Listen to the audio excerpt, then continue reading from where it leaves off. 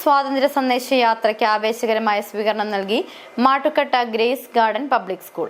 Ayyappancoil panchayat president Jayamol Johnson ഉദ്ഘാടനം ചെയ്തു.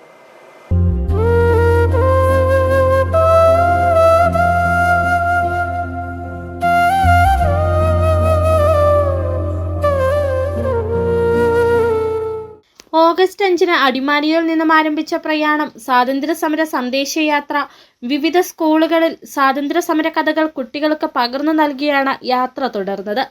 വൈകിട്ട് വൈസന്മാലി വനദീപം വായനശാലയിൽ നടന്ന സ്വാതന്ത്ര്യദിന പരിപാടിയോടെ സ്വാതന്ത്ര്യ സന്ദേശയാത്ര സമാപിച്ചു.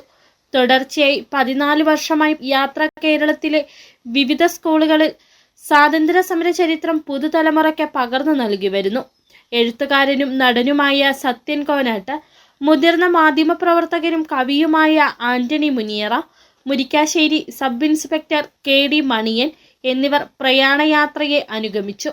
മാട്ടുക്കട്ട ഗ്രേസ് ഗാർഡൻ പബ്ലിക് സ്കൂളിലെ സ്വീകരണ പരിപാടി അയ്യപ്പൻകോവിൽ പഞ്ചായത്ത് പ്രസിഡന്റ് ജയമോൾ ജോൺസൺ ഉദ്ഘാടനം ചെയ്തു.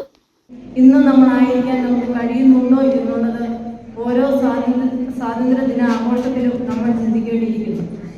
ജാതി, മത, വർണ്ണ വ്യത്യാസങ്ങളൊന്നുമില്ലാതെ രാജ്യത്തിന്റെ ഐക്യതയ്ക്കും ശക്തിക്കും വേണ്ടി, രാജ്യസ്നേഹത്തിനും വേണ്ടി ഒത്തൊരുമിച്ച് പ്രവർത്തിക്കാൻ നമുക്ക് കഴിയട്ടെ.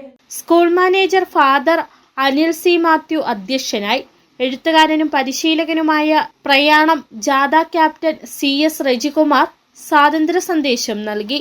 School principal KJ Thomas, Aleena, Anna, Bose, Deepa, Soman എന്നിവർ പ്രസംഗിച്ചു.